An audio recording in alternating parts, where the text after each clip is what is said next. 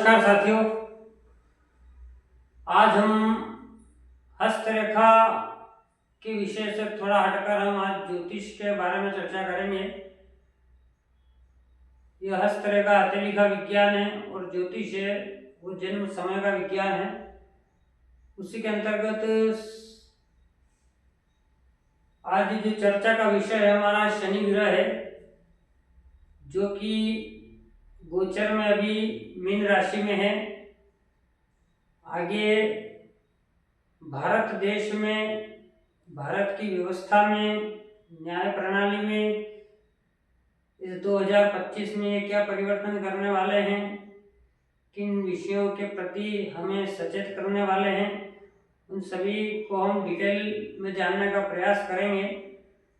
किन संभावनाओं को ये प्रकट करने वाले हैं, उन सभी चीज़ों के बारे में आपको इस वीडियो में अच्छी उचित व्यवहारिक जानकारी प्रदान करना।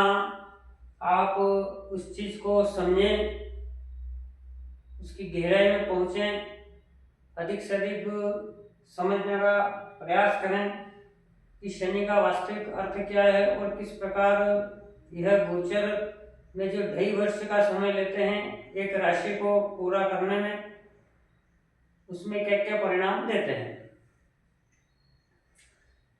तो सबसे पहले जो भी लोग ज्योतिष विषय से अवगत होते हैं, जो भी कभी किसी पंडित के पास, अच्छे इसके जानकार के पास यदि अपनी पत्रिका लेकर कोई गया है तो उसे अवश्य पता होता है किस प्रकार ज्योतिष के अंतर्गत, एस्ट्रोलॉजी के अंतर्गत 12 भाव हमें क्रिएट करना पड़ते हैं।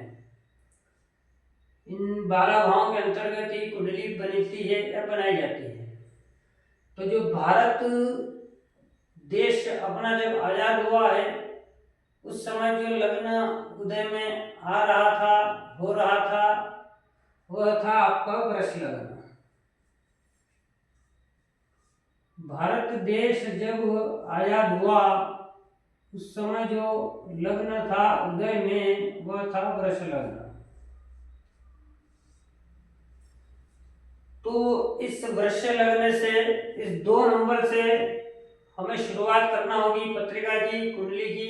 इस 2 से आगे सीरियल वाइज, क्लॉक वाइज हमें 12 भाव में अंक रखना है तो एक पत्रिका का निर्माण होता है।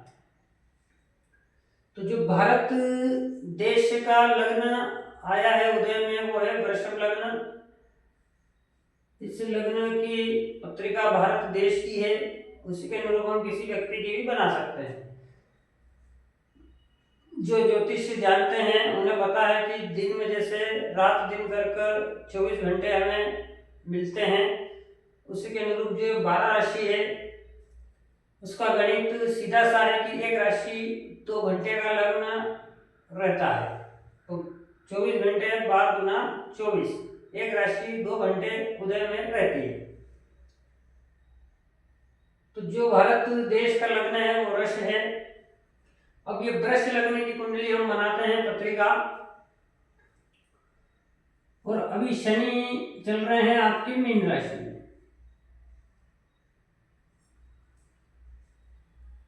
अब शनि मीन राशि में है तो शनि की 3 दृष्टियां शास्त्र में बताई गई है। सबसे पहली दृष्टि है इनकी तीसरी, उसके बाद है 7वीं और उसके बाद आती है 10वीं। ये 3 दृष्टियां शनि जहां भी होते हैं वहां से तीसरा घर, 7वां घर और 10वां घर, तीनों को अपना प्रभाव देते हैं। जो भी इनके कारक तत्व होते हैं समय की मांग के अनुसार वह यह निर्धारण करते हैं।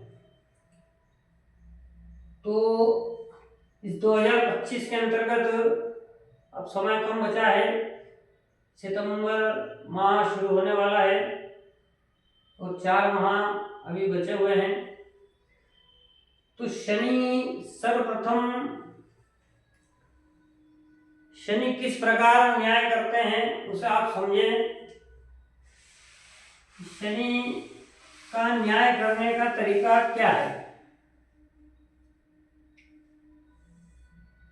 सबसे पहले शनि क्या है हमें यह समझना पड़ेगा, तो ही हम किसी भी फल कथन को कहने का सामर्थ्य रख सकते हैं या संभावना बता सकते हैं। तो शनि है आपकी प्रजा।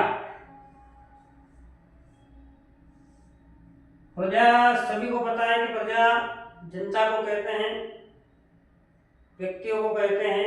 एक लोकतंत्र में जितने भी पर्सन हैं सभी को हम जनता का एक स्वरूप मानते हैं, जिसे हम शनि का शाब्दिक अर्थ समझते हैं।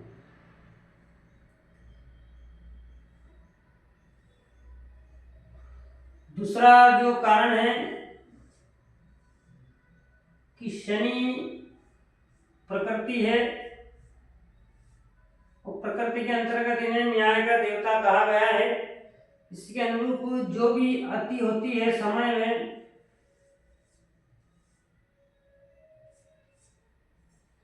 उसे कम करना इनका मुख्य या प्रमुख कार्य होता है।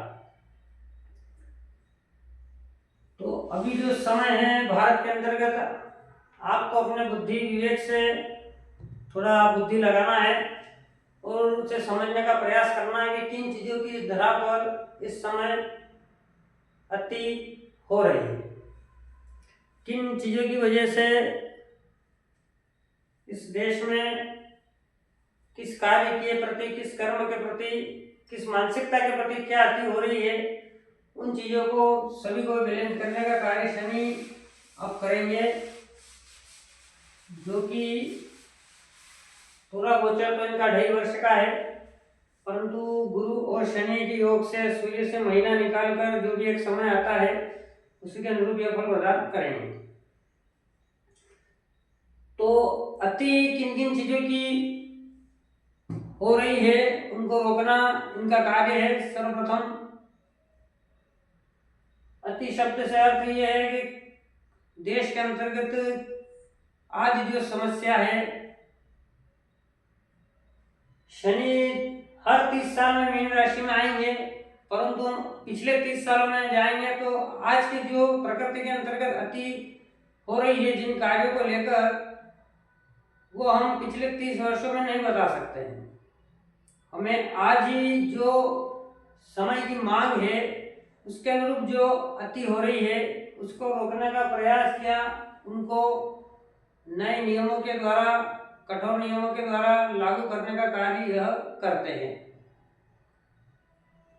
सर्वप्रथम अति किस चीज की हो रही है, तो उससे पहले आप डिटेल में जाएं, उससे पहले एक चीज समझ लें कि जो 2 नंबर का लग्न भारत का है, ये भारत देश का लग्न है। इसके अंतर्गत समस्त चीजें आ गई जो भारत में मौजूद है। इसके अंतर्गत व्यक्ति भी आ गए हैं, बच्चे बच्ची भी आ गए हैं, जितनी भी चीजें जो भारत की अर्थव्यवस्था में है सभी चीजें इसके अंतर्गत आती है।